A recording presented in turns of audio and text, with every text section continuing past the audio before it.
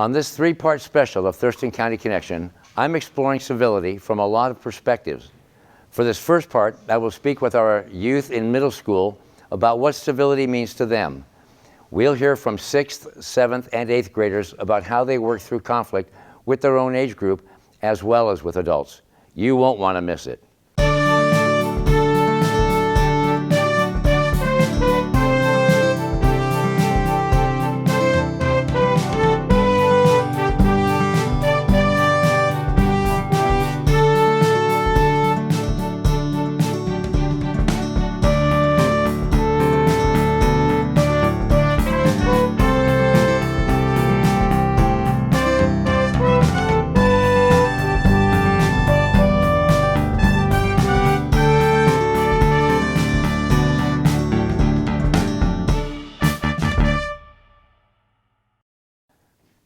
Today I'll be checking in with the people who make up our future. I'm headed down to Washington Middle School in Olympia to talk with students in 6th, 7th, and 8th grade about civility and what it means to them. So, thank you all for being here. Greatly appreciate it. And I know you're happy about missing class right now. But what I want to know is why are we here? Why are we here?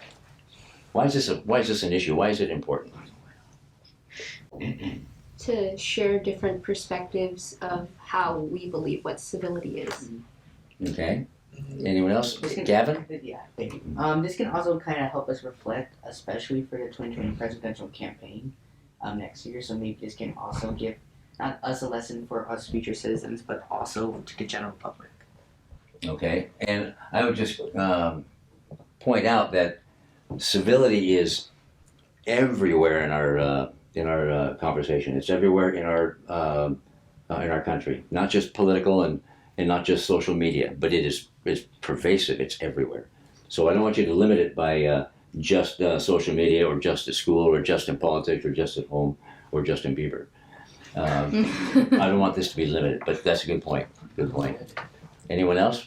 Why we're here? Why this is an important issue? Yes. It's to kind of discuss and see what the future voters, basically our generation, what we feel about civility and what it means to be a good citizen. Yeah. Okay. Because 30% of our population are youth, but you're 100% of our future. So that's another reason why it's important. Let's do this. Just a one-word answer. It's almost like word association. A one-word answer. What is civility? What is it? Yes. Respect. Is what? Respect. Respect. I was going to say the same thing. Okay. Courtesy. Courtesy. Community. Community. That's a good one. Yeah. Politeness. Politeness. Kindness. Okay. Anyone else have a one-word answer? Yes. Kind of like community, but together. Together, or togetherness. Okay. What does civility, what does it mean to you? Even more than one word. What does it mean? Yes. So I think it means being like respectful and courteous even if you don't agree with another person. To me, I think civility means thinking about everything and everyone in the world, and that sure, we're thinking about politics and what outfits to wear to school, but also thinking about the people in Venezuela, the people who need food, who need water. Civility is understanding how no matter the feelings and the differences that we all have, we are all trying to be a part of this world and community, and that we all need to kind of stand together whether we believe in this or that. For civility, it's basically, like, since the word civil is in there, for example, one way we can do this is by finding common ground, especially during, like, opinion or an argument, because we're all diverse. This is what makes us a world right now. And if we're not civil, then what are we then? I believe civility is the moral and ethical way that we treat one another with respect, and it doesn't have to necessarily mean that you have to believe in what others' opinions are, but you do have to respect them. Go ahead. I feel like civility is like understanding that everyone like all lives in the same world together, so being able to work together and understand everyone else. All right. Like what Gavin said, because the word civil is in there, it's arguing with someone or disagreeing with their opinion, but in a respectful way that won't offend them or make them any more angrier. Okay. Do you you don't want to antagonize them? Yeah. What if is civility just about having friends? No. No. So is it just about having and hang out with people who just agree with you? No. Does anybody in here hang out with people that constantly disagree with them? Yeah. Oh, okay. I do. Good. I have a lot of friends. Otherwise, you're living with what's called a group think. You just hang out with people that not look like you, but they have the same attitude towards an issue, or they watch the same channels, or they have the same friends, you like the same music, whatever. And that's group think. You all kind of think alike. Do people change their views? Do they change their ideology on certain topics Yes. or opinion on a topic? What generally causes that? But if I have a certain belief about an issue, what causes me to change my opinion? Facts. Facts. What else? Exposure to a certain idea. There you go. Yeah, maybe if an event or something happened to you, that would change your views on it. But a lot of the time, like, just constantly going over facts that we've already gone over, it doesn't change anyone's mind.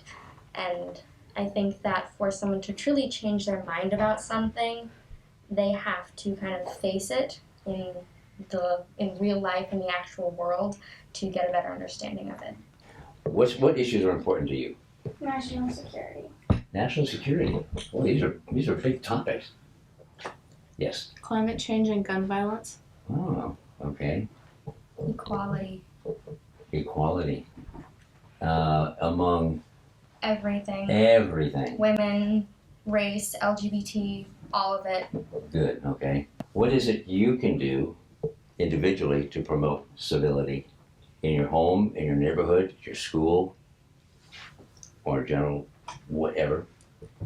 I think it's really about just being open-minded and, being like civil and, being respectful for others. And it can just be easiest. Like if there's a topic going on, just be open-minded. Don't get one-sided or don't get too angry about another person's perspective, and which can lead to hateful things, which is not good. Just listening to other people's ideas and beliefs. Listening. We can share our opinions with other people and listen to what their view is on certain topics to kind Okay. of think about it. Good. Including everybody and letting people get heard that don't always have a voice. Treating others how you would like to be treated. Yeah, what's that called? The golden rule. The golden rule, yeah. Let me ask this. Can you think of a time when civility may have been difficult for you or a time where you was just really harder than heck to be civil towards somebody? Can you think of yes, oh you can. I feel like we exclude our families when we think about civility. We're like, oh, they're too close to us to act civil, I guess. So, one Frankie brought up was you tend to get into more heated arguments with the people closest to you. So I think when you practice civility, it's harder when you are doing it to somebody who's close to you. Right.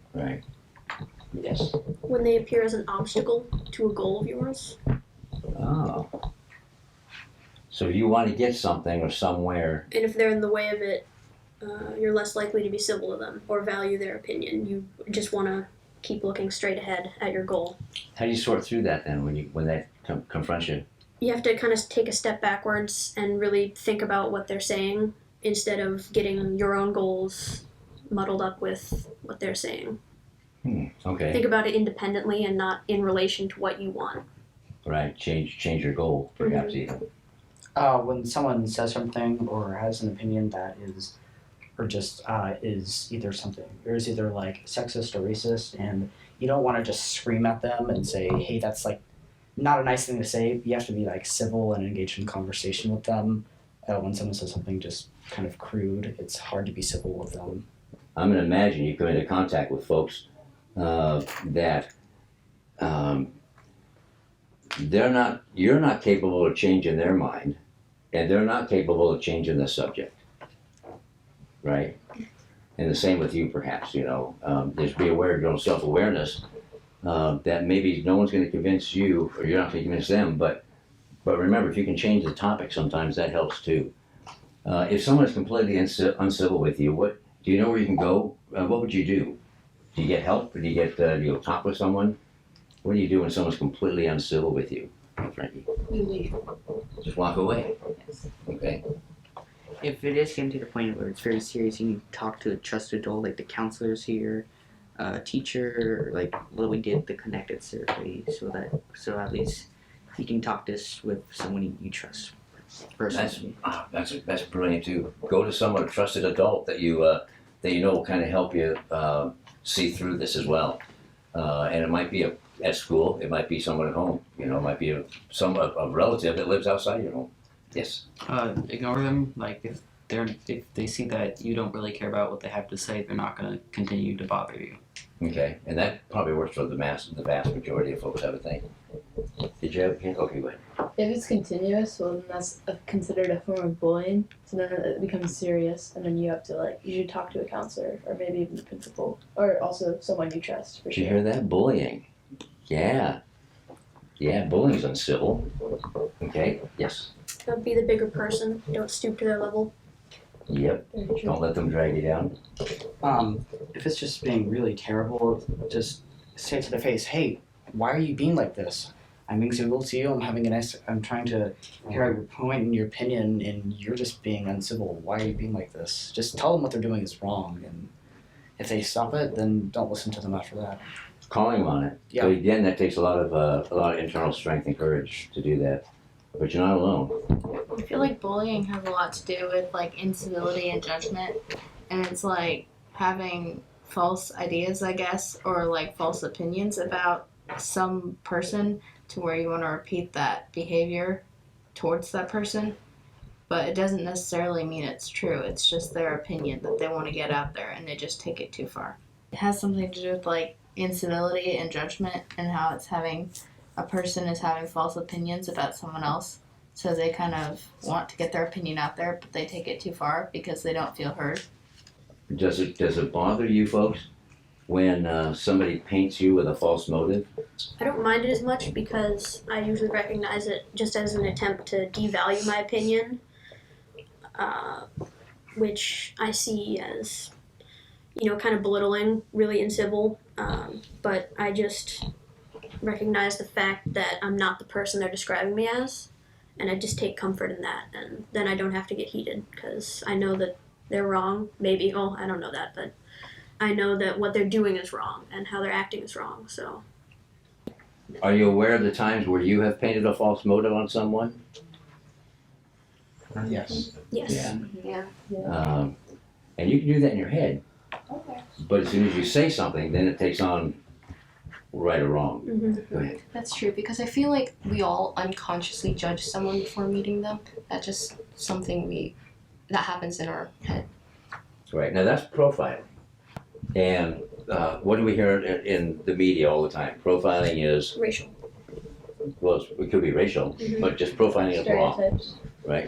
Profiling is wrong. But we do that all the time. We judge people all the time.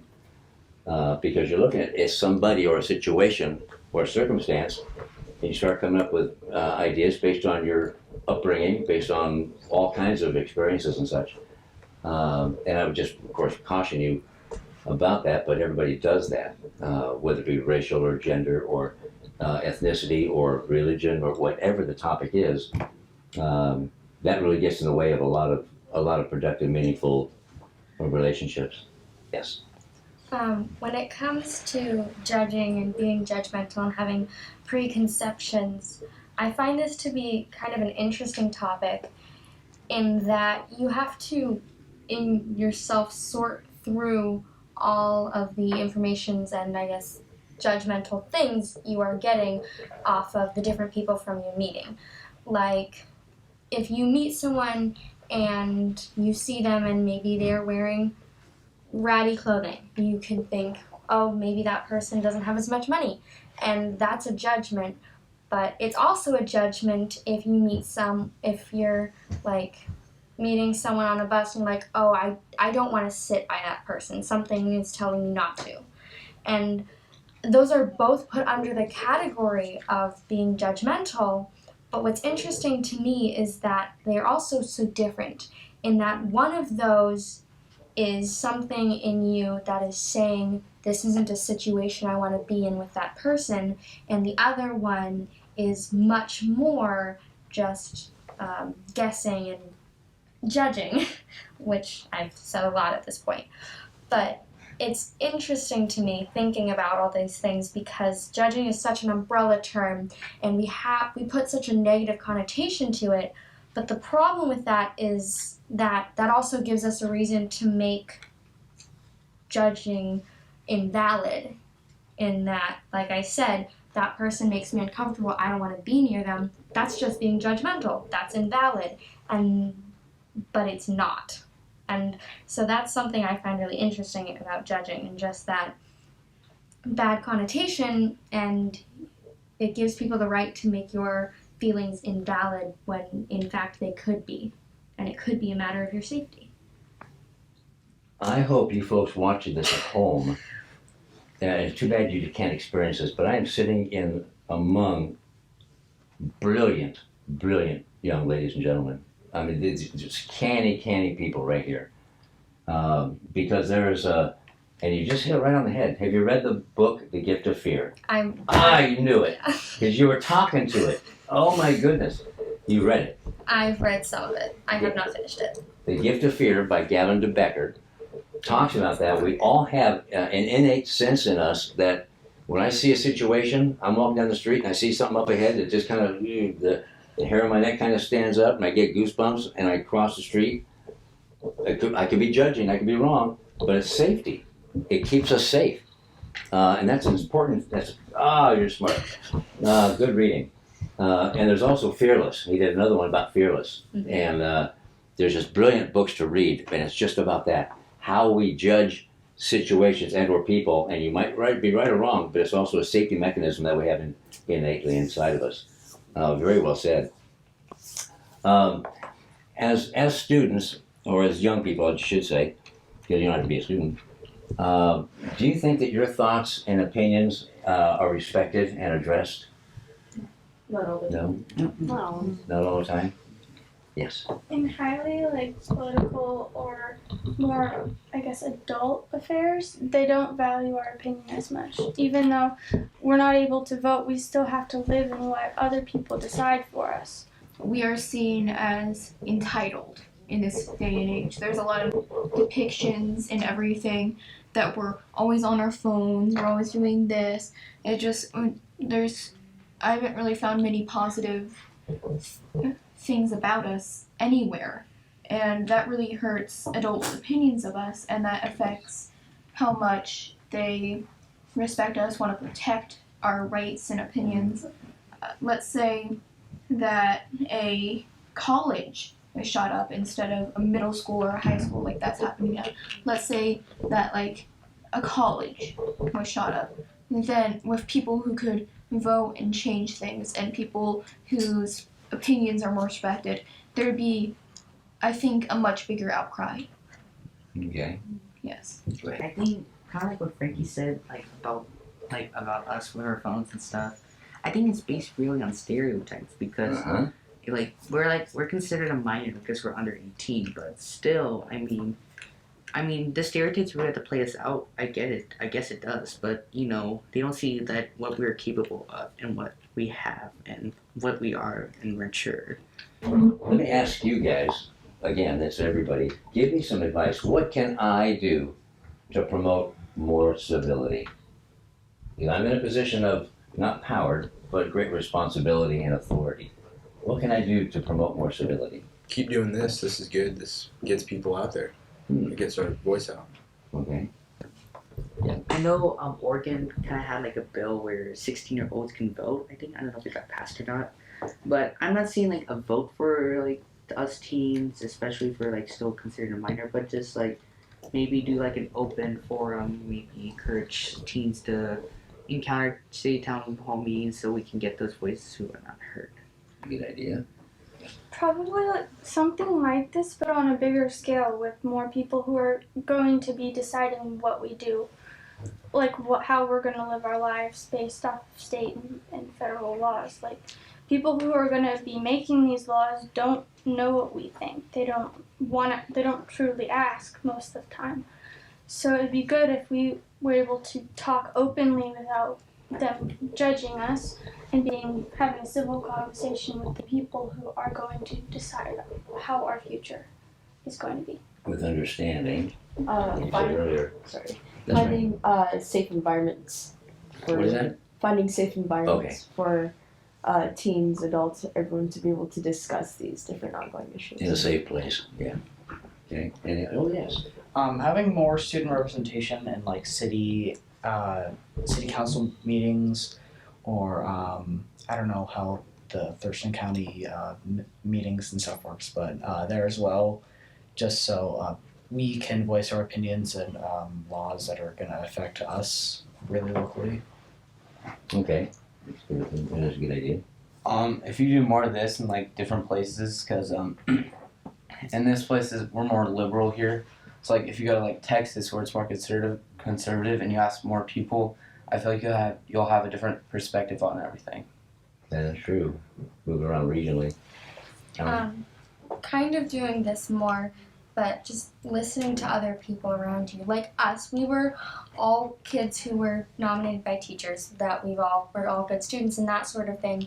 But like talking to us, the maybe students who are more well-spoken, but then talking to the students who maybe have really bad grades, then talking to maybe some of the people that are in homeless camps around Olympia, then talking to some of the people that live in richer neighborhoods, in that not just talking to a select few to hear the voices and the opinions, going to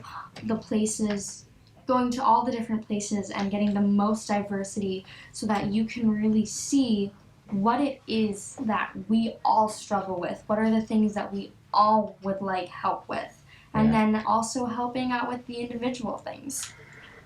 Interesting, because I did do one on homeless, and interviewed several of those folks as well that are currently in it, and those that have survived it and moved on and came out of it. And that's a good point, very good point. Yes.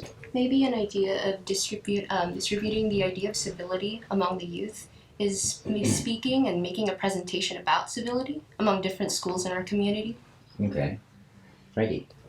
So assemblies and stuff definitely help because it helps gather a lot of people into one place. And another thing is making sure that people understand the consequences of not being civil. Because if you're not civil to somebody and they get angry and they have backing, and then you get angry and you have backing, and it just builds and builds until it gets onto almost a national level, that's where war happens. That's where people start physically fighting, and that's how people die, and that's not okay. Yeah. Anybody else? I believe what Helen said, that we've been selected and it's a great privilege that you wanted to talk to us, but there are other people who may not have the exact same opinion as us, and those who aren't possibly as well behaved, I guess.